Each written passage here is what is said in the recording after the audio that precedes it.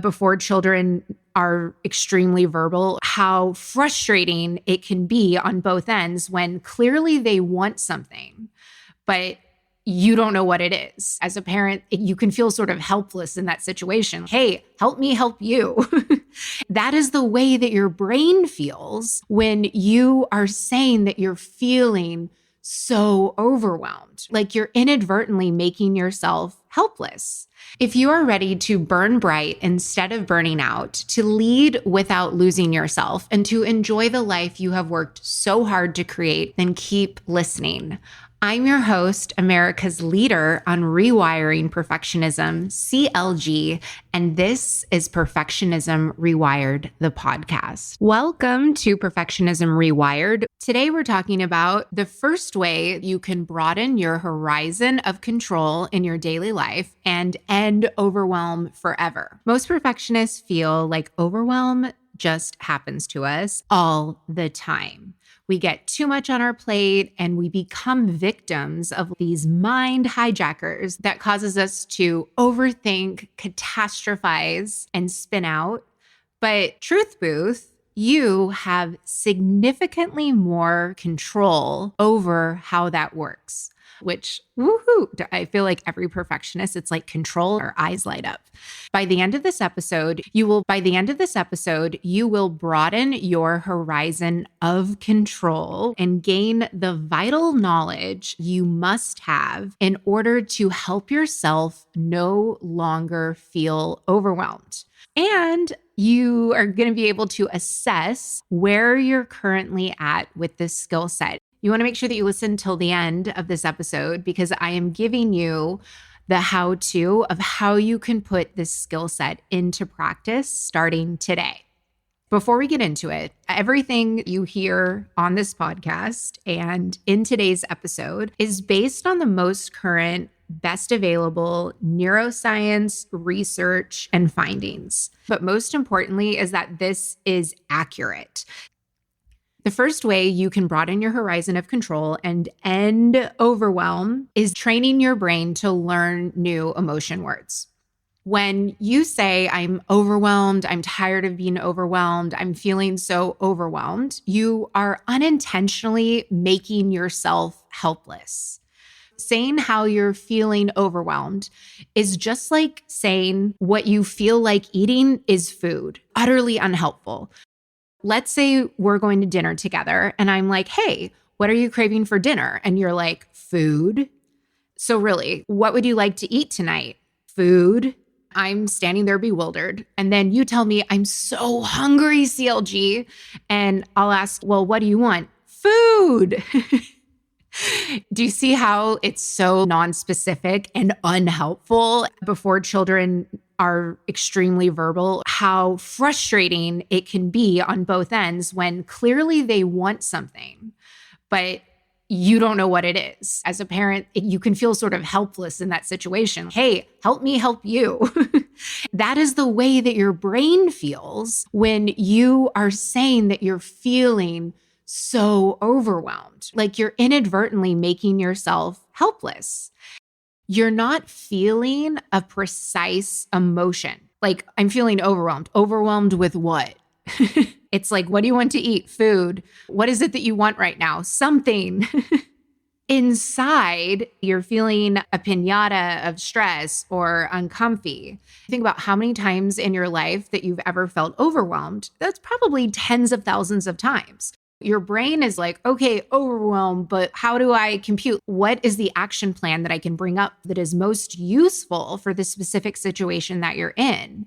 It's attempting to make sense of these vague feelings. And it's sort of like the emoji, with the person and both their hands up, like, I don't know, beats me. The systems of your brain that process language also control the insides of your body, like your major organs, your hormones, your immune system. This is why when you label how you're feeling as overwhelmed, it can feel paralyzing and like you're stuck or drowning or you want to escape. Your brain doesn't know what to do to help yourself feel differently because you don't have tools that are specific to overwhelm because overwhelm isn't specific. Now that you know that the system in our brains that processes language is the exact same system that is regulating your entire body, there is a fascinating study neuroscientists did many, many, many times. So like thousands of people. In this study, they handed participants a muffin. They said, this muffin is super packed with protein. It's no sugar. It's going to help your brain think better, going to improve your stamina and energy for the day. It's also known to improve your mood. And this person is hooked up, fMRI. They can see everything happening inside their physiology. And these were people that didn't have diabetes, healthy, like there weren't any kinks metabolically with them. And what they did is they looked at how their brain processed this muffin. They told the participants there's 20 grams of protein, and their body digested it like there was 20 grams of protein in the muffin. The scientists were able to see they have more energy. For some people, their blood pressure was lowered. Like they were operating as though they had eaten this really, really healthy, nutritious muffin. The participants were later given a cupcake. They were told this cupcake has loads of sugar in it. It's just like to the hilt with sugar. Because it has so much sugar, you might find yourself eating this and then crashing later. This is definitely decadent. Some of you might take one bite and actually be disgusted because of the amount of sugar you can taste inside it. When participants ate this cupcake, their insulin and glucose spiked. The researchers are able to see into their brain and their physiology. So they're able to see these people are digesting this cupcake as though it is super rich, full of empty calories and super high in sugar, just not a nutritious food. Here's the most fascinating part. The muffin and the cupcake, it was the same item. Isn't that wild? It's so freaking wild that just by the words the researchers used with the participants on describing the exact same item, either as a very healthy, nutritious, protein-packed muffin versus a sugar-filled, rich dessert, they metabolically digested it differently.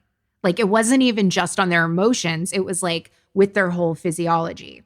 Now, you know for sure that words have a physiological power. Why? Because where we process language is the exact same system of our brain as where our physiology and regulating our entire person lives. When people talk about the power of words, it's not a metaphor. It's in your brain wiring. Words have a physiological power, which is why we must use them with care. When I use certain words with you, those words are literally little invitations for your brain to make sense of what's happening inside and outside you in a particular way. This skill set called emotional accuracy. The clinical term is called emotional granularity. Emotional accuracy is just more user-friendly. What emotional accuracy means clinically is it's the phenomenon of constructing more precise emotional experiences. So that is the textbook definition of emotional accuracy. It's a phenomenon of constructing more precise emotional experiences. In human speak, emotional accuracy means use your emotion words in a very precise and specific way, and that you are flexible with how they come up. Like there's the embarrassment of your bottoms falling off in the pool. And then there's the emotional experience of embarrassment when you forget your best friend's birthday. Do you see what I mean? Like the emotional experience that you might tell yourself is, oh, I'm so embarrassed. But that instance of embarrassment doesn't look the same or feel the same. So therefore, you're not going to do the same thing. Like if you're bottomless, you're going to be like, where's a towel? If you forget your best friend's birthday, you're not going to be thinking, where's a towel? I feel embarrassed. Just like Just like if you got out of the pool with no bottoms, you're not going to be like, oh, I need to text this person immediately and tell them what happened. No. Emotional accuracy is being able to make flexible instances of emotion that don't all look the same or feel the same. So therefore, you don't do the same thing. Just like the example of feeling embarrassed. Think about this. By you becoming skilled in emotional accuracy, your brain is going to be able to create action plans that are more useful for situations where you're feeling overwhelmed.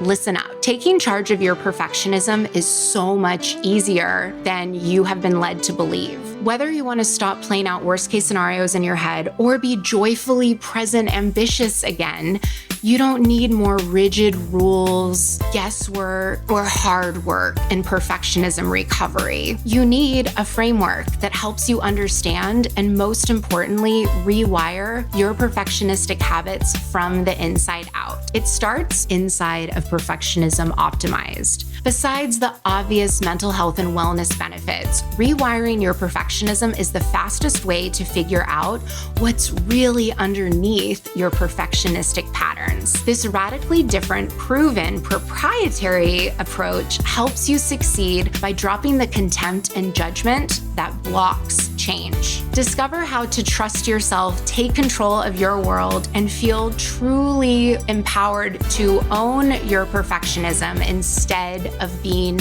owned by it. Head on over to CourtneyLoveGavin.com and start your transformation today. This skill of emotional accuracy buys you several things. When you have higher emotional accuracy, study after study shows that you are less likely to abuse alcohol in stressful situations. It's much easier for you to cope with challenges you face on a day-to-day basis. And this is the one that totally surprised me. You're less likely to get sick from physical ailments. And if you are sick with very serious things like certain types of cancer, you will heal better and faster. So let's see where you're at on the spectrum of emotional accuracy. We're going to start at the bottom with low emotional accuracy. When you have low emotional accuracy, the labels your brain uses for emotions are vague and broad. You know that this is you if words like overwhelmed, anxious, stressed out are synonyms for feeling unpleasant or uncomfortable. You're not feeling a precise emotion. Therefore, you don't know what to do to help yourself feel differently because you don't have tools that are specific for that emotion in the context that you're in. Continuing with the food metaphor, in your kitchen, you have a spork, a can opener, and a hot plate to cook with. When you are low emotional accuracy, you will say, I am overwhelmed. Now we're moving on up to mid-range emotional accuracy. When you have mid-range emotional accuracy, you will have a couple dozen emotional concepts. For the mid-range perfectionist, aggravated, irritated, frustrated, hostile, ragey, and agitated are all synonyms for angry or upset. In your kitchen, you have a microwave, a cutting board, a chef's knife, utensils, and a cheese grater. Nothing fancy, but it gets the job done. If you are in the mid-range of emotional accuracy, you would say, I feel overwhelmed and a bit frustrated. Notice the difference from low to mid is the low emotional accuracy perfectionist is saying, I am overwhelmed. And the mid-range emotional accuracy perfectionist is saying, I feel overwhelmed and a bit frustrated. They're able to say overwhelmed and frustrated because you have a couple dozen emotional concepts that you can choose from, where the low emotional accuracy perfectionist maybe has like 10 emotions you experience, like angry, bad, good, sad, happy, overwhelmed. By improving your emotional accuracy, whether you're at the low end or mid-range, you'll be better calibrated to cope with uncertainty. You'll be more empathetic to others, and you will have an improved skill to negotiate conflict and just get along with people in general. Now, the top of the top. All the gold stars for this skill is high emotional accuracy. You are an emotional sommelier. Your brain makes emotional instances that are precisely tailored to the exact situation that you're in. For example, if we pretend all of your emotions are like books in a library, you would have individual books for aggravated, irritated, frustrated, hostile, ragey, and agitated. Notice the difference between an emotional sommelier and mid-range emotional accuracy is that for the mid-range perfectionist, aggravated, irritated, frustrated, hostile, ragey, and agitated are all synonyms for a big book that you call upset, where an emotional sommelier, all very individual books, and underneath irritated, there could be 4 books, like irritated with my partner, irritated, something's taking too long, irritated, I woke up late, irritated, I made another mistake. When you are an emotional sommelier, you have the large vocabulary, you have a highly specific emotional experience, like the example I just gave you of 4 different ways that you could feel irritated. And because your brain has 4 different highly specific books on irritated, and it's precisely tailored to the exact situation that you're in. Being a perfectionist with high emotional accuracy, your kitchen is a profesh chef kitchen. You have a wood-fired pizza oven, you have a warming drawer, you have all the pots and pans and knives, etc. Perfectionist with high emotional accuracy, instead of saying, I feel overwhelmed, you would say, I feel agitated, a little ragey, and a bit defeated. Notice how that's highly specific. It's almost like a recipe. Agitated with half a cup of rage and a quarter teaspoon of defeated. With high emotional accuracy, your brain differentiates the feeling flags between agitated, ragey, and defeated. There's not one action plan associated with agitated, ragey, or defeated. There's a whole repertoire, and the bigger that repertoire is, the better off you'll be. I encourage you to refuse to settle for happy. Seek out and use more specific words like elated, thrilled, exuberant, and vivacious. And no, my fellow perfectionists, this doesn't mean that you make vocabulary flashcards and memorize them.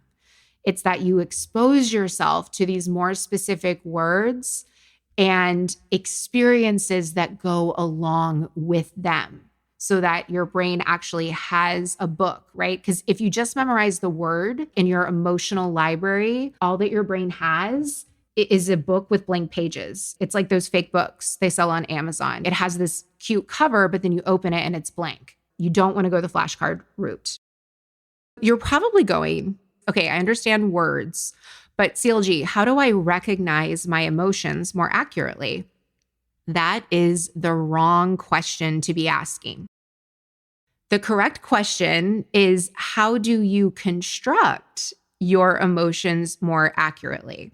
In the next episode, episode 249, where we're going on the magic school bus into your perfectionistic brain. And by you understanding how emotions are constructed, you will finally learn why the tools or strategies you're using to feel less overwhelmed are fundamentally flawed and never work 100%.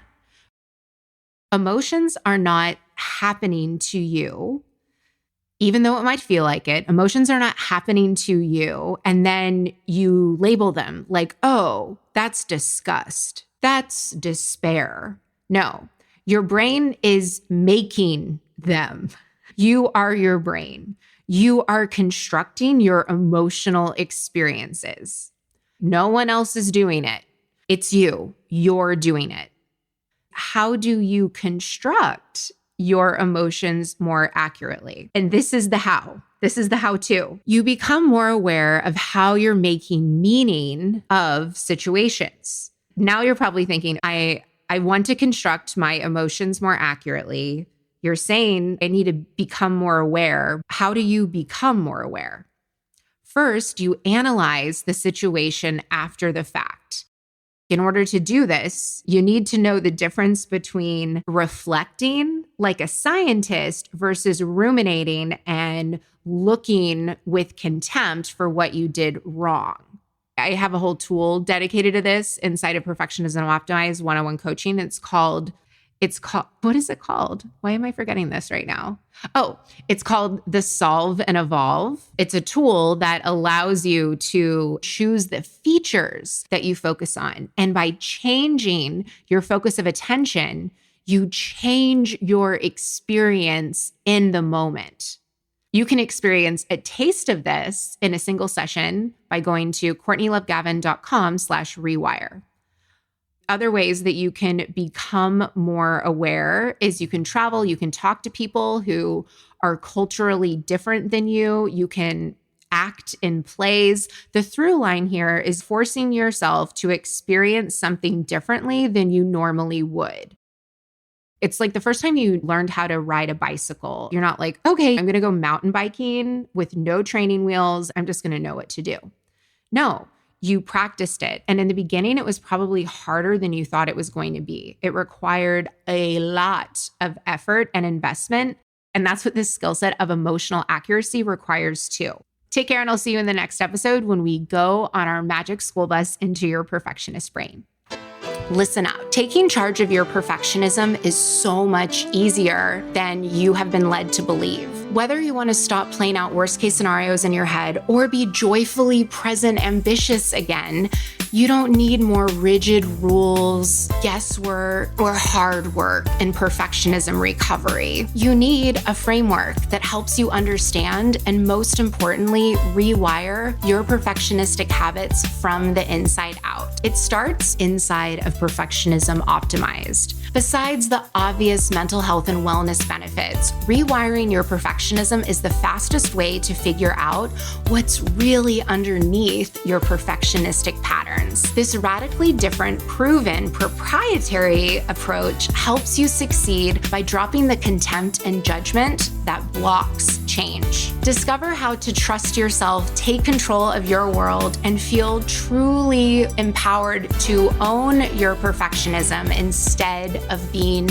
owned by it. Head on over to CourtneyLoveGavin.com and start your transformation today.